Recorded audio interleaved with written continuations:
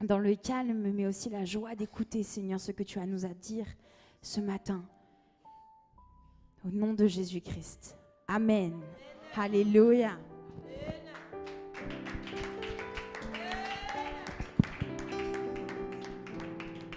Alléluia. Oh. Alléluia. Oh.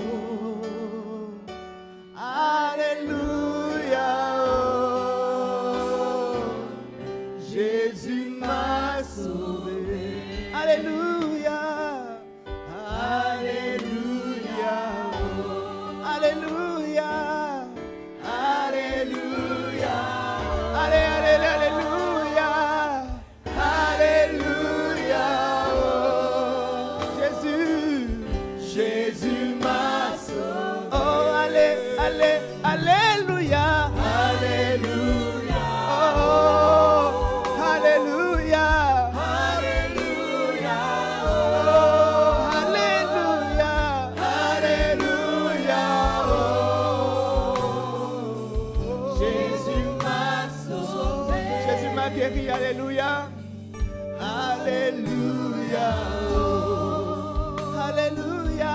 Alléluia. Oh, alléluia.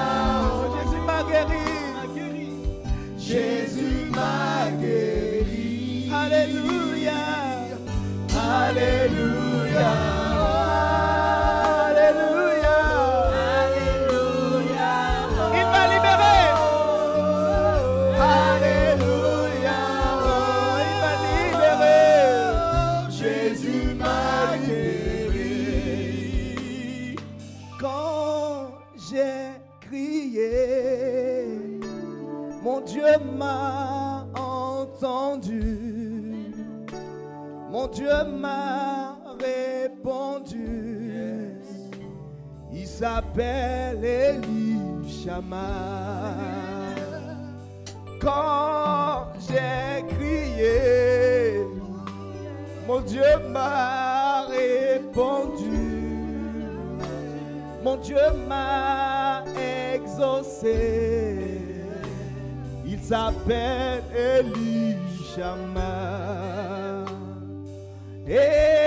Elishama. Mon Dieu m'a répondu. Mon Dieu m'a exaucé. Il s'appelle Elishama. Quand j'ai crié, mon Dieu m'a entendu.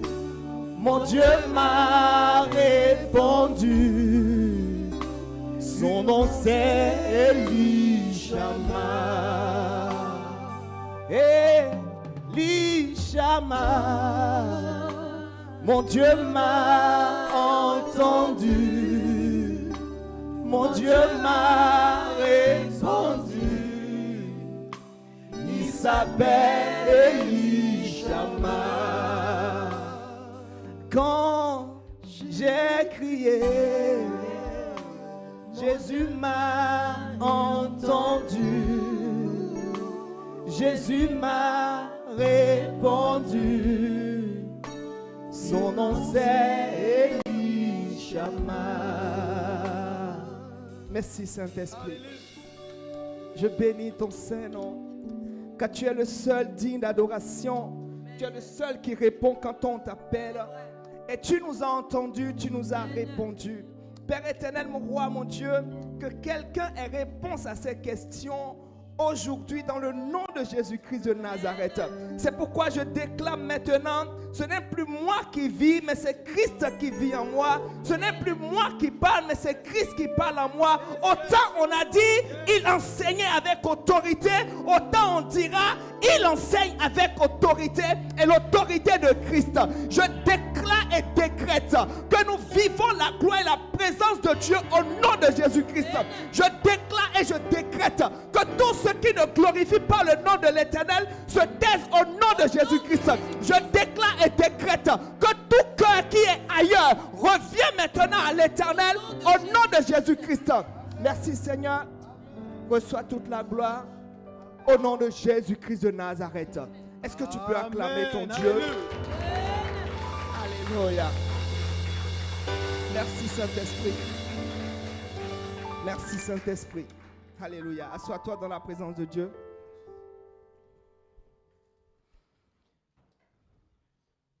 Bien-aimé, je suis heureux d'être encore là.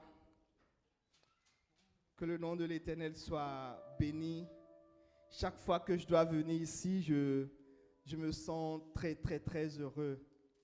C'est comme si je reviens à une source. Amen. Alléluia. Que Dieu soit loué. Amen. Alors, aujourd'hui, le Seigneur m'a mis quelque chose à cœur. Je discutais avec une sœur et on échangeait sur ce que l'ennemi fait dans le corps du Christ ces derniers temps. Et Dieu m'a inspiré une parole. Dieu m'a dit, l'ennemi utilise une stratégie très très poussée ces derniers temps. C'est la stratégie de l'isolement. C'est pourquoi ce matin nous allons parler de l'isolement et de l'isolation spirituelle. Nous allons parler de l'isolement et de l'isolation spirituelle. Je voudrais qu'on aille dans Ecclésiaste 4. On va lire du verset 7 au verset 12. Ecclésiaste 4, du verset 7 au verset 12. J'ouvre également Ecclésiaste 4, du verset 7 au verset 12. Alléluia. Je lis la parole de Dieu. J'ai considéré une autre vanité sous le soleil. Tel homme est seul et sans personne qui lui tienne de près. Et il n'a ni fils ni frère. Et pourtant son travail n'a point de fin et ses yeux. Et ses yeux ne sont jamais rassasiés de richesse. Pour qui donc est-ce que je travaille et que je prive mon âme de jouissance? C'est encore là une vanité. Deux valent mieux qu'un, parce qu'ils retirent un bon salaire de leur travail. Car s'ils tombent, l'un relève son compagnon. Mais malheur à celui qui est seul et qui tombe sans avoir un second pour le relever. De même, si deux couchent ensemble, ils auront chaud. Mais celui qui est seul, comment aura-t-il chaud? Et si quelqu'un est plus fort qu'un seul, les deux peuvent lui résister, et la corde à 3 fils ne se rompt pas facilement. Amen. Alléluia. On va prendre un second texte dans Hébreux 10, du verset 24 au verset 25. Hébreux 10. Hébreux 10, verset 24 au verset 25. Alléluia. J'y suis. Veillons les uns sur les autres pour nous inciter à l'amour et aux bonnes œuvres. N'abandonnons pas notre assemblée comme c'est la coutume de quelques-uns, mais exhortons-nous réciproquement. Et cela d'autant plus que nous voyons s'approcher le jour. Alléluia. Bien-aimé, Dieu me charge de te parler de l'isolement et de l'isolation spirituelle.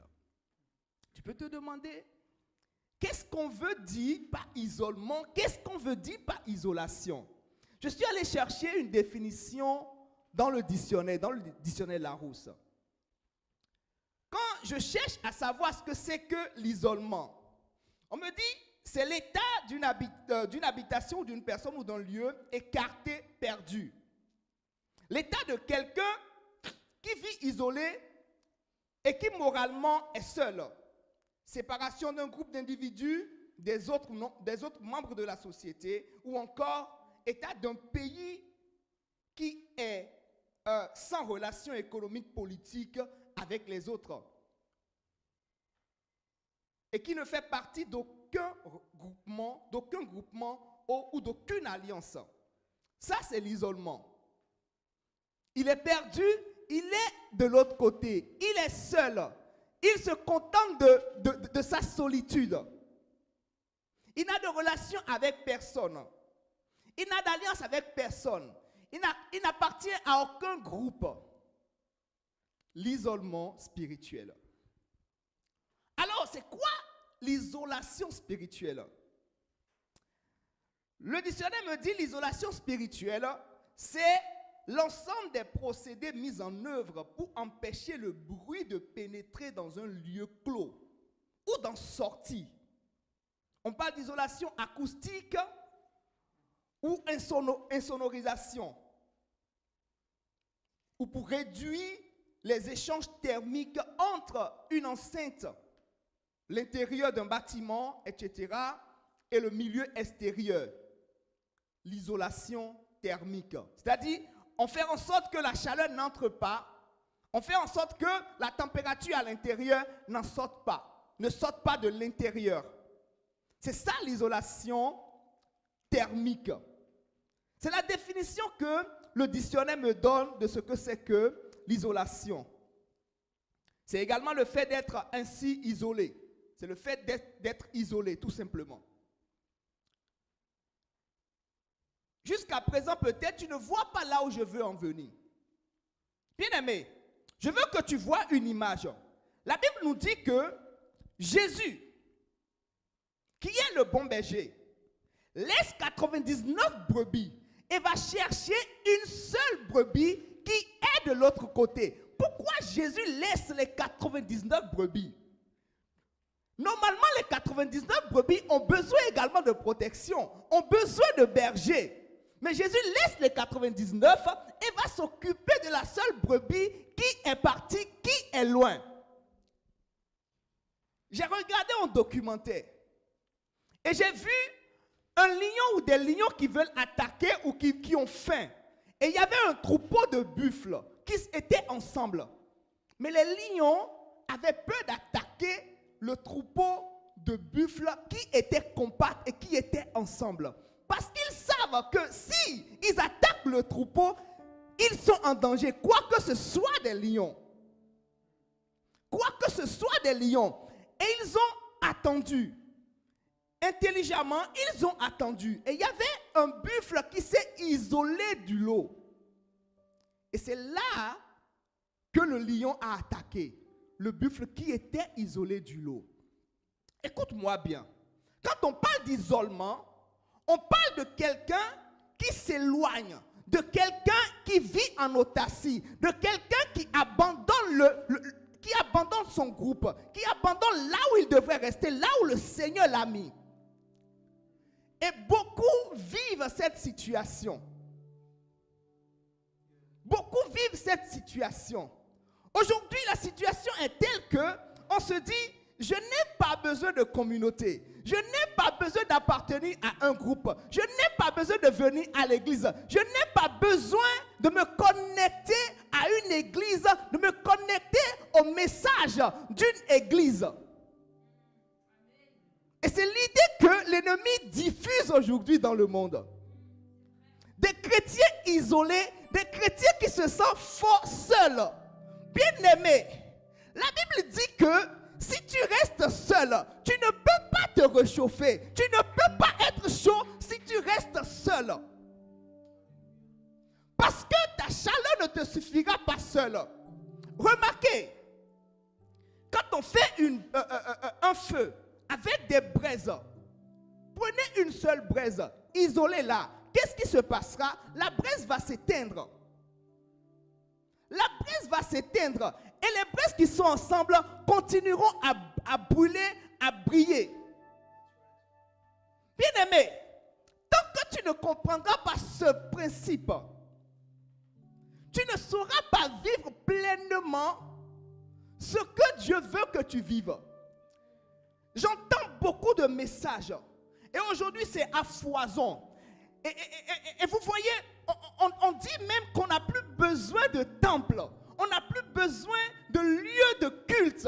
Et c'est un message qui circule énormément sur Internet. C'est la stratégie du diable. Parce que le diable est comme un lion. Et il rôde et il cherche qui dévorer. Il cherche qui dévorer. On prend pour prétexte que l'église primitive, il n'y avait pas de bâtiment. Ils étaient persécutés et chacun vivait sa foi. C'est faux. C'est faux. Il y avait des maisons qui constituaient des églises.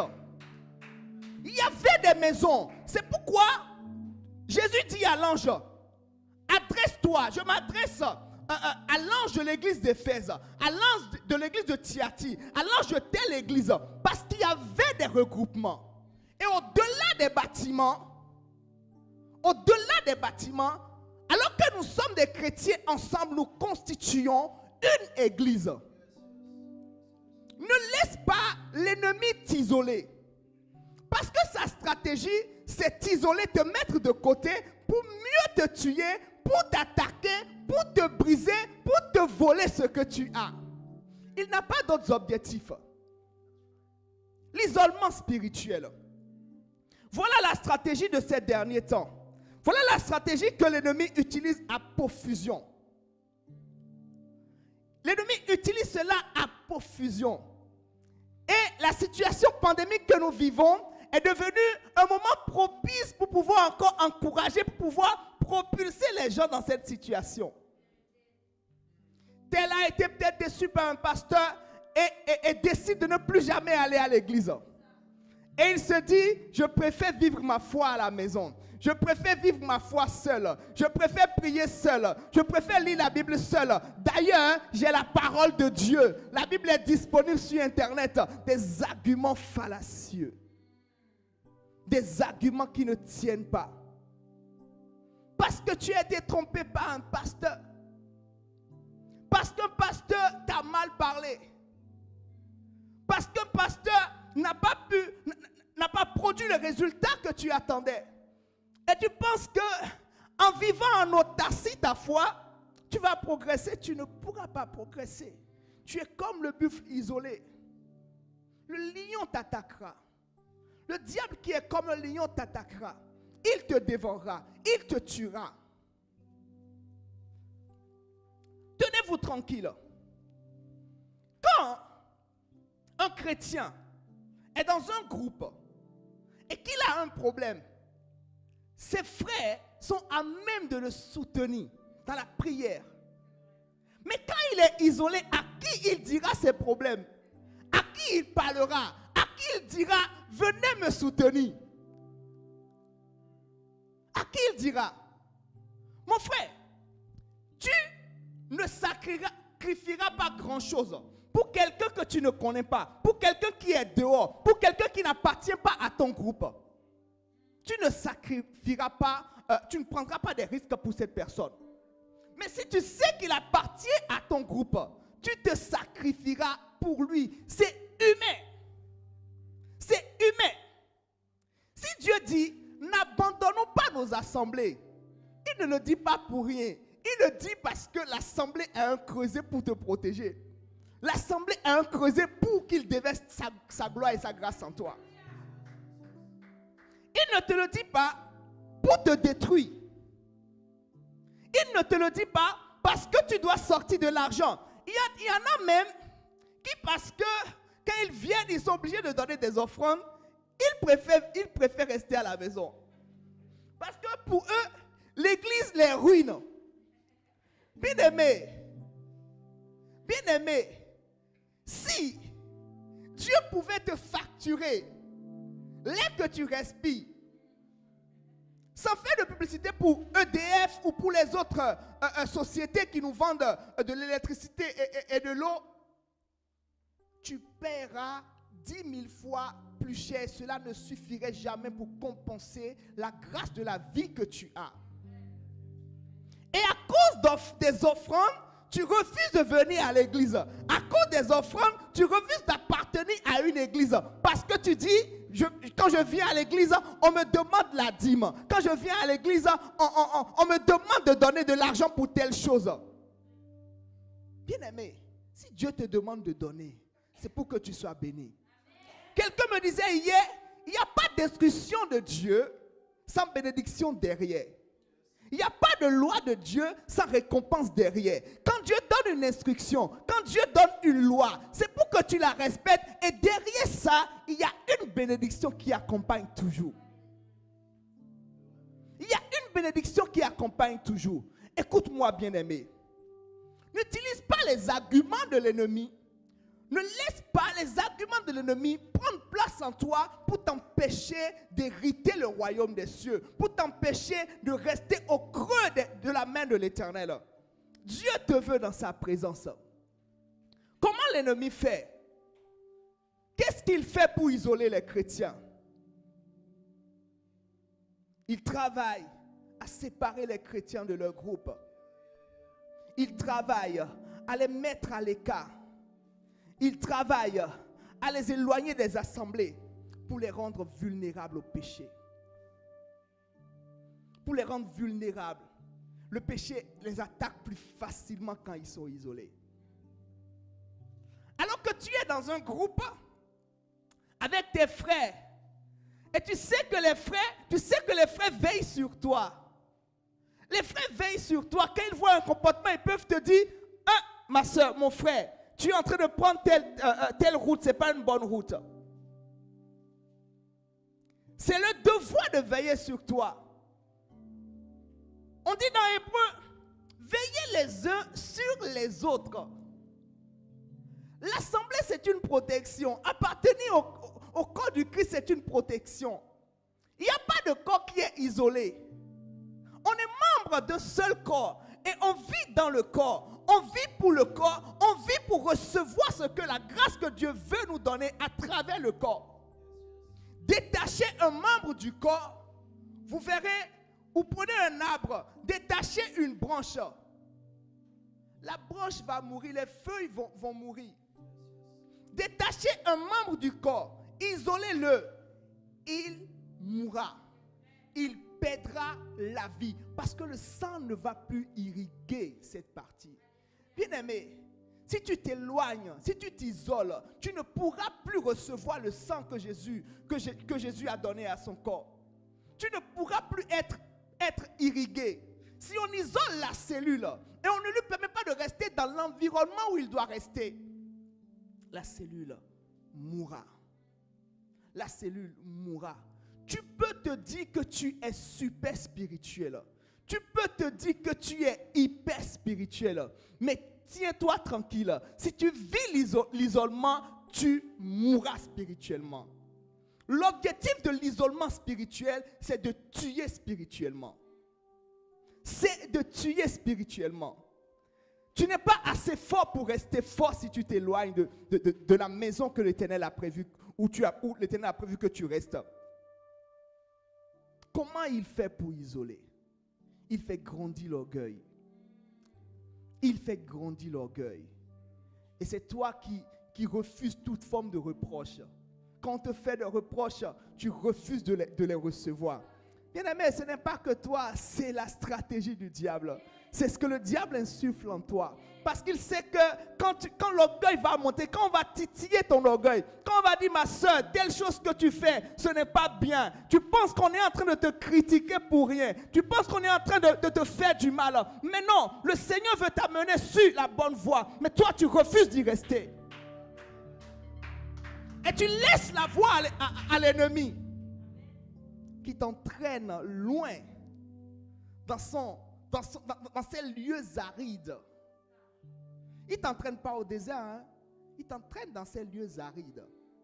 Il y en a qui pensent qu'ils sont au désert, que l'Éternel les a mis au désert pour les tester, pour les éprouver, alors qu'ils sont plutôt dans un lieu aride où l'ennemi les a amenés. Tu n'es pas au désert, tu es dans un lieu aride. Tu n'es pas au désert, tu es dans un lieu aride. Écoute-moi très bien. Tu n'es pas au désert, tu es dans un lieu aride et l'ennemi t'y a entraîné. Tu penses, on est en train de critiquer tes méthodes. Bien-aimé, si tu es dans une assemblée, ton devoir, c'est de respecter les règles établies dans cette assemblée. C'est de te soumettre. Apprenez à vous soumettre. Parce que par l'insoumission, l'ennemi éloigne beaucoup de personnes. Hier, quand je préparais ce message, Dieu m'a repris parce que j'ai fait moi-même une erreur.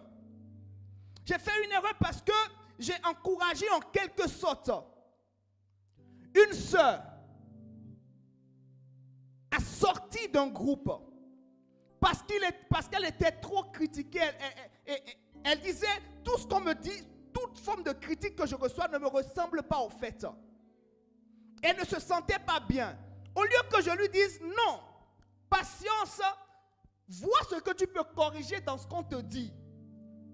Je l'ai encouragée aussi, même si je ne l'ai pas encouragée directement, à sortir du lot. Et le Seigneur me l'a reproché hier alors que j'étais en train de prier, alors que je suis en train de préparer ce message.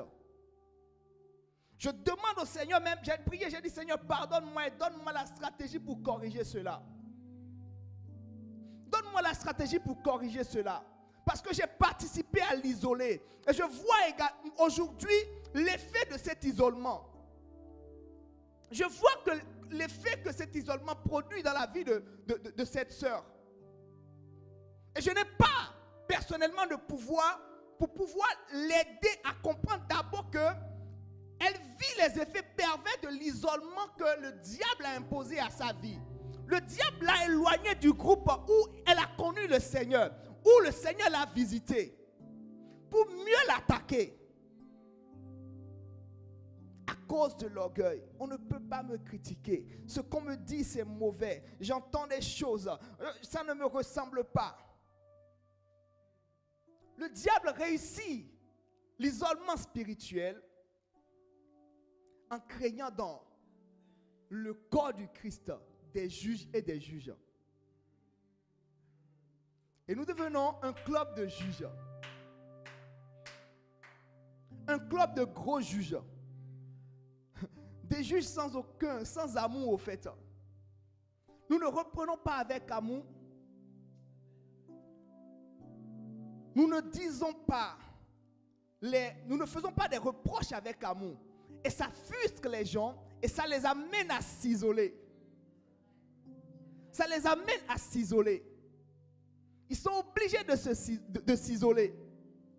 Et non seulement Satan t'a utilisé pour isoler quelqu'un, et Satan est rentré dans son cœur pour qu'il puisse accepter de s'éloigner, de s'isoler, pour mieux l'attaquer. Pour mieux l'attaquer. C'est pourquoi Paul insiste.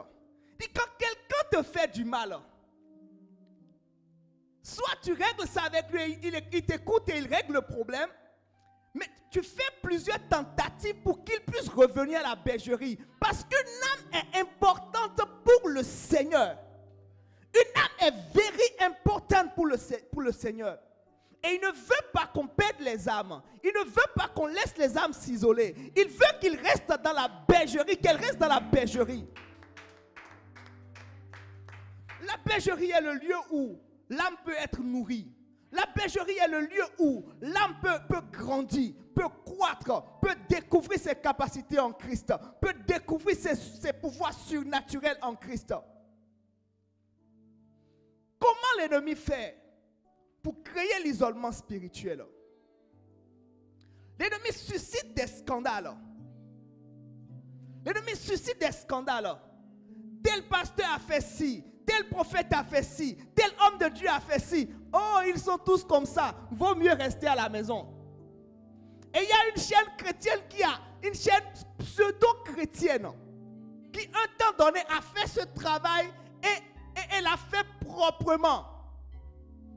Et quand tu lis les commentaires, c'est je préfère désormais rester à la maison. Je préfère désormais rester à la maison. Il n'y a plus d'hommes de Dieu véritables. Ils sont tous faux. Ils sont tous des demandeurs de dîmes. Ils sont tous des voleurs. Ils sont tous des magiciens. Ils sont tous des occultistes. Et tous les pasteurs sont devenus occultistes.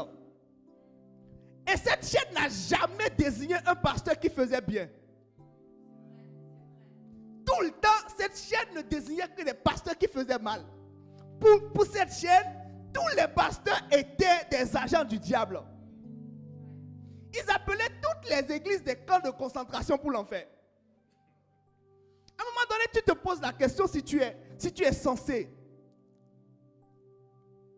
Tu m'empêches d'entrer quelque part. Montre-moi là où je dois rentrer. Où est-ce que je dois rentrer? Tu ne me montres pas là où je dois rentrer et tu me dis que là-bas, c'est le feu. C'est quoi ton projet? C'est quoi ton projet? Et je me suis calmé la dernière fois, j'ai regardé j'ai vu une publication de cette chaîne. Et je vois 60 j'aime. J'ai dit, ah bon, c'est cette chaîne qui faisait 7 millions de vues, qui fait aujourd'hui 60 j'aime. Et je suis allé regarder la page de ceux qui étaient pour cette chaîne, des faux serviteurs de Dieu. Et je vois des milliers de j'aime. J'ai dit, Seigneur, est-ce que la parole de Gamaliel n'est pas en train de se réaliser? Gamaliel disait à Paul, si ce n'est pas de Dieu, ça va s'éteindre. Mais si c'est de Dieu, vous pouvez tout faire, mais vous ne pouvez pas détruire cela. Vous ne pouvez pas détruire cela. Bien-aimés, croyez-moi. Vous pouvez penser que la croissance dans une église peut être, des églises qui croissent, c'est peut-être, ils utilisent la main de l'ennemi pour croître. Mais souvent, la croissance, c'est le signe que Dieu est avec des gens. Croyez-moi. La croissance, c'est souvent le signe que Dieu est avec certaines personnes. La croissance, c'est souvent le signe que Dieu est avec certaines personnes. Parce que si ce n'est pas de Dieu, croyez-moi, ça va décroître. Le temps est compté pour chaque serviteur de Dieu qui n'est pas en liaison, en alliance avec Dieu. Mais si c'est de Dieu, faites toute forme de critique. Ça va croître. J'ai vu un homme de Dieu qui avait été vraiment combattu. Quand je voyais ce qu'on disait de lui sur Internet, je vous assure, je n'aurais jamais cru qu'aujourd'hui, il serait debout. Jamais cru. Jamais cru. Tout ce qui a été dit, tout ce qui a été fomenté, magicien, occultiste, homosexuel, et quoi encore, tous les noms du diable, il les a reçus. Et quand j'écoute son témoignage, il dit aujourd'hui, l'objectif pour lequel le diable t'attaquait en ce moment, un serviteur de Dieu lui a dit, l'objectif pour lequel le diable t'attaquait en ce moment, c'est pour que tu puisses dire, dans le corps du Christ, il n'y a pas d'amour. Parce que même les pasteurs qui ont prophétisé la gloire qui allait se dégager de lui, la puissance de Dieu pour les guérisons, pour les miracles, ces mêmes pasteurs ont commencé par le traiter d'occultiste. Parce qu'il faisait partie des premiers qui enseignaient sur le ministère des anges. Et les gens disaient qu'il incitait au culte des anges. Alors que le monsieur n'a jamais parlé de culte des anges. Il a dit, vous avez des alliés dans le ministère. Et ces alliés, il ne faut pas les ignorer. Les alliés sont là. Et il avait été criblé. Il avait été déchiqueté. Même dans le corps du Christ, on marchait sur lui. Mais j'ai vu comment Dieu l'a restauré. Dieu l'a tellement restauré que quand tu regardes, tu ne peux que dire, non, ça c'est Dieu, ce n'est pas l'homme qui a fait ça. Non, non, ça c'est Dieu. Non, ça c'est Dieu. Il crée les scandales. Il crée des critiques qui n'ont pas de fondement pour éloigner les brebis de la bergerie, pour les disperser. Et ce n'est pas en réalité en critiquant un seul homme de Dieu, de mauvaises critiques d'ailleurs, ce n'est pas contre l'église que l'homme de Dieu seul dirige qu'il est en train de s'abattre, mais contre tout le corps du Christ. Parce qu'en fin de compte, les gens disent, pourquoi recevoir Jésus si c'est pour aller écouter des hommes qui sont dans l'occultisme, qui sont dans la magie, qui sont entraînés par les passions de la chair, par le péché. La stratégie de l'ennemi dans ces derniers temps. Et il l'utilise encore plus en cette période de coronavirus. Que coronavirus ne soit pas un prétexte pour toi, pour refuser ou pour te déconnecter de l'assemblée de Dieu. Je répète, que coronavirus ne soit pas un prétexte pour toi, pour que tu te déconnectes de l'assemblée où Dieu t'a placé. Au contraire, que coronavirus soit le tremplin où tu dis, on adore Dieu en esprit et en vérité. Même si je ne suis pas en présentiel, je me connecte à mes frères en esprit. Pas les liens qu'on m'envoie, pas par Zoom, par YouTube, par Facebook. Je me connecte aux frères. Je me connecte à mon église. Et je suis là et je vais y rester. Je vais rester dans la présence de Dieu. Parce que c'est là que l'huile coule, que la bénédiction descend. Alléluia.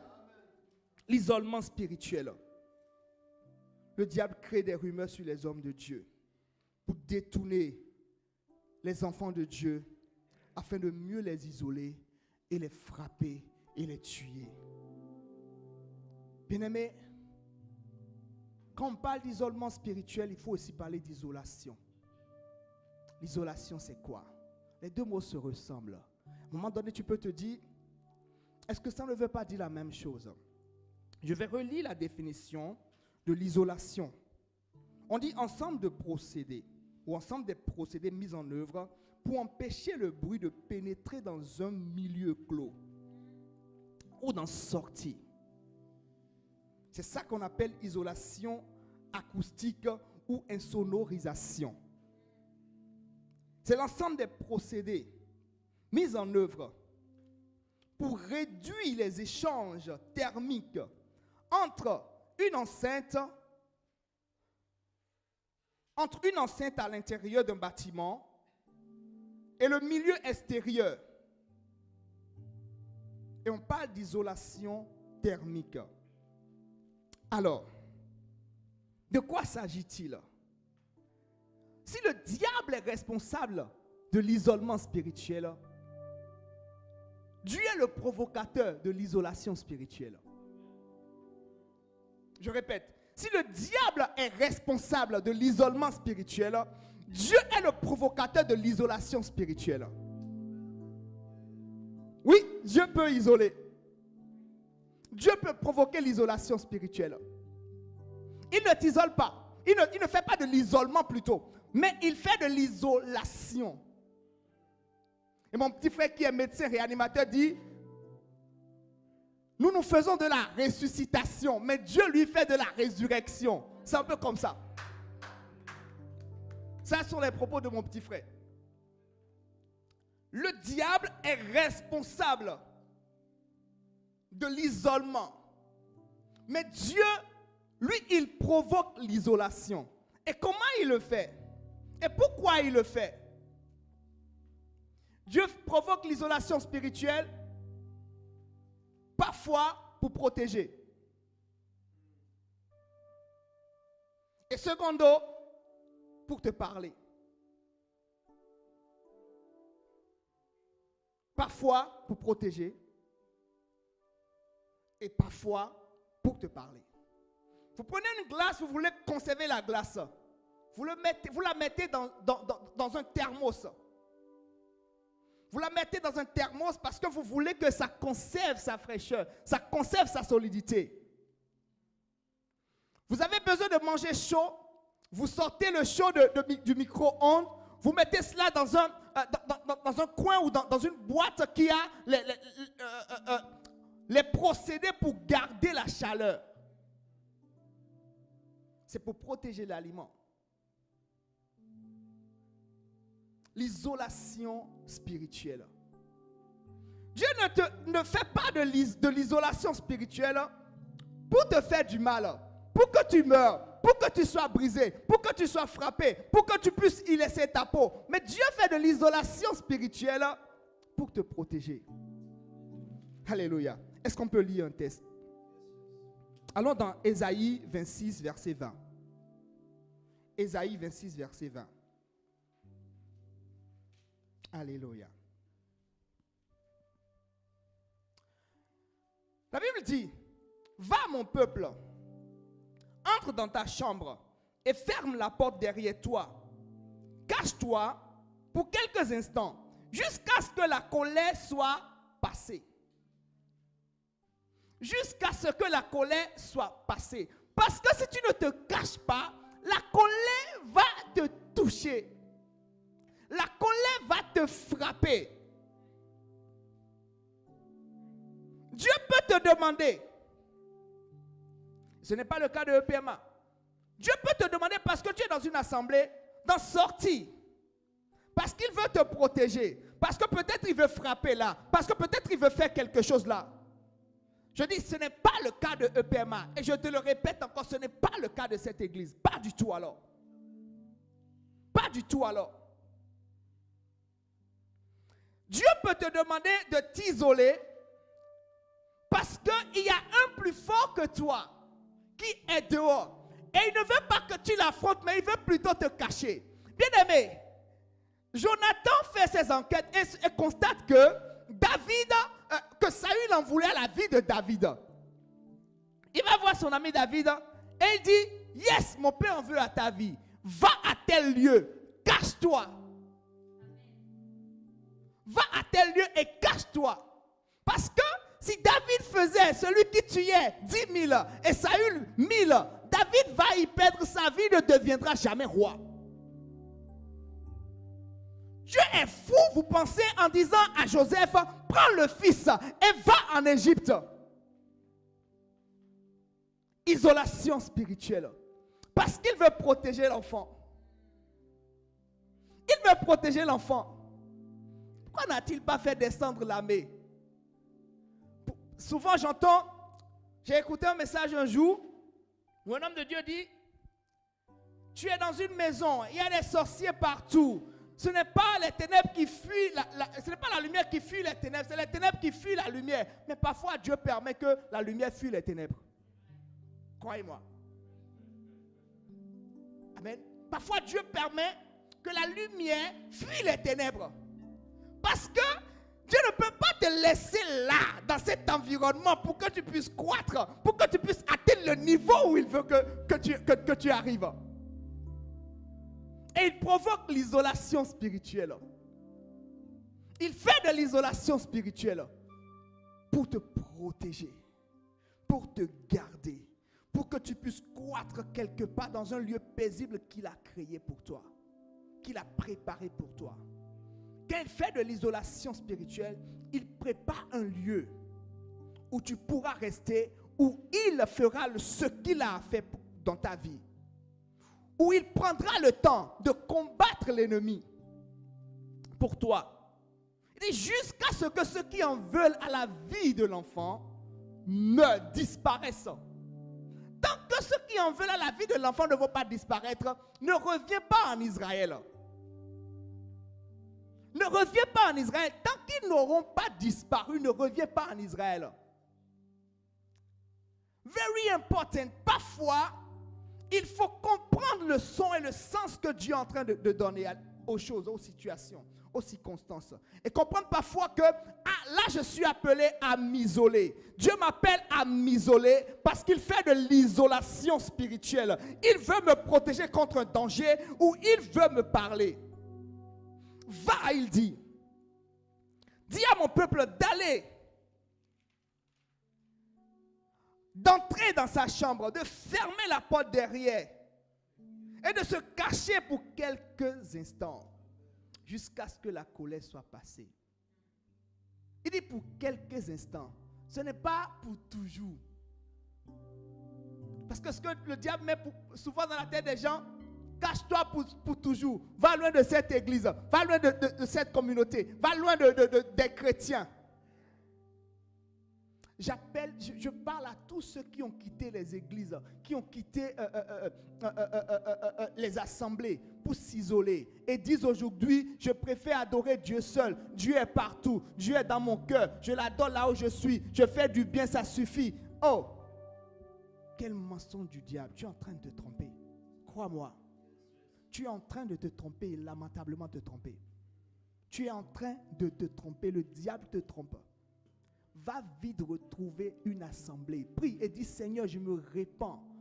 Donne-moi maintenant une assemblée où je pourrai t'adorer en esprit et en vérité. Retrouve les frères en Christ. Va et retrouve l'assemblée. Dis à Dieu, je veux une assemblée. S'il te dit, retourne là où tu avais quitté.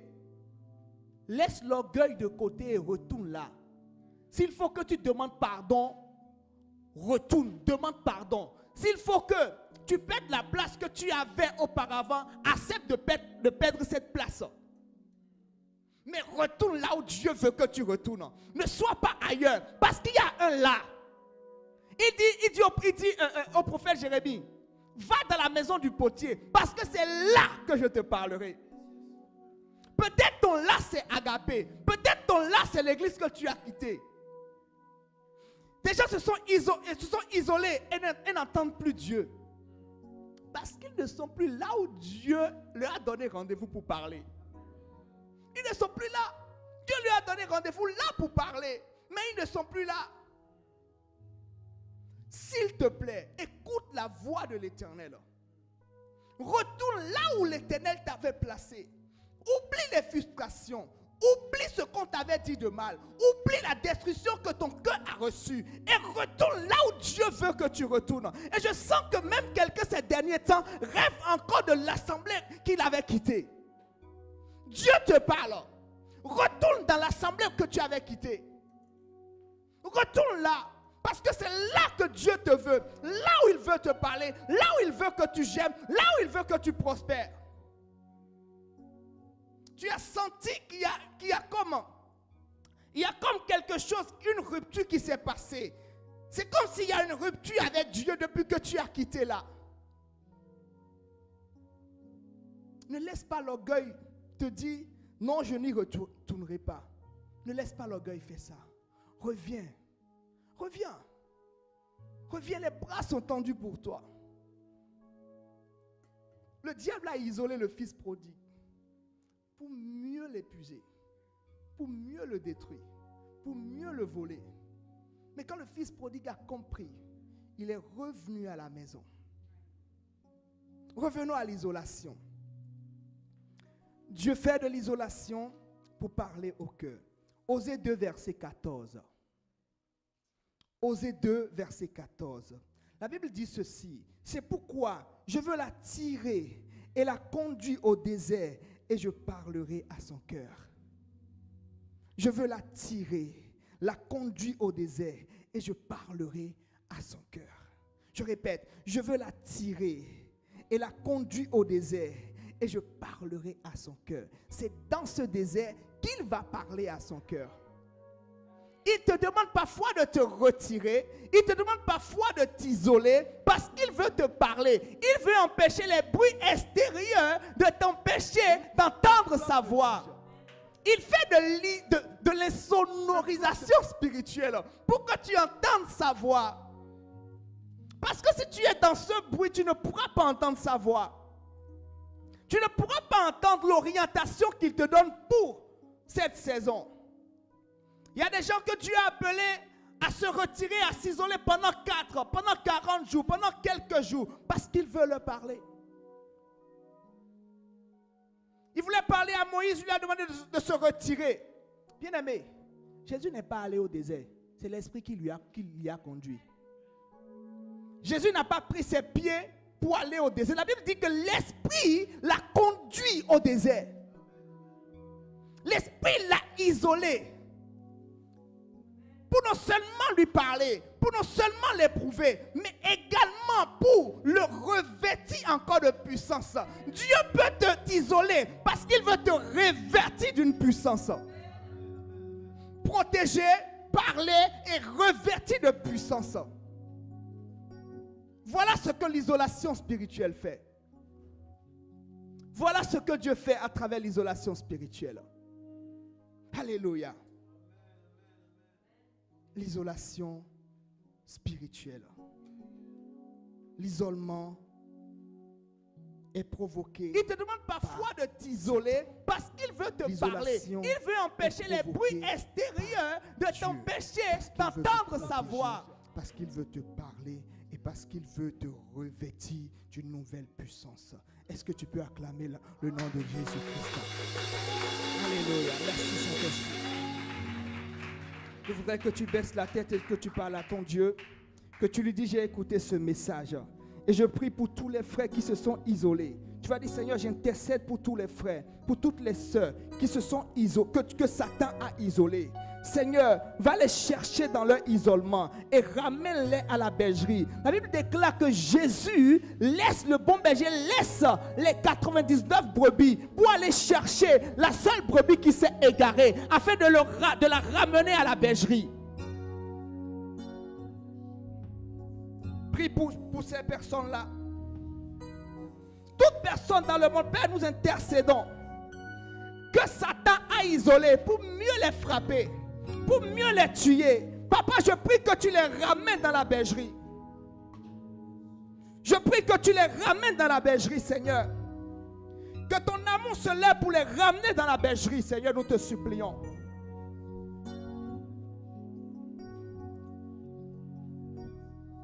Merci, Seigneur.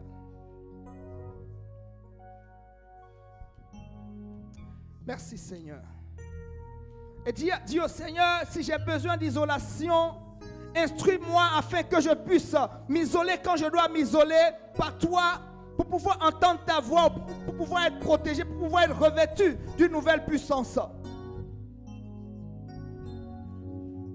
Parfois, l'isolation peut être mal ressentie. Tu vas pleurer, tu vas te sentir mal, tu vas te sentir seul. Mais c'est Dieu qui a provoqué cette isolation pour te parler. Souvent, quand c'est pour te parler, ça fait mal. Parce que c'est dans un désert qu'il t'entraîne. C'est dans un lieu, un lieu qui n'est pas un lieu confortable qui peut t'amener. Dans une situation qui est difficile. Dans une situation qui est difficile. Pour te parler. Père, merci. Nous te rendons grâce et te bénissons. Merci pour ce message. Merci parce que tu nous as bénis.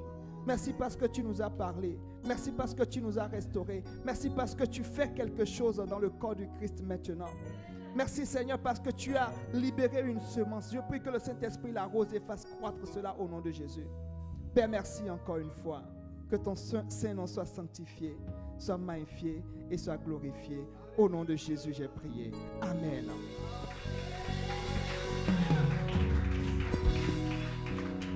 Alléluia. Est-ce qu'on peut tous se lever et chanter ce dernier chant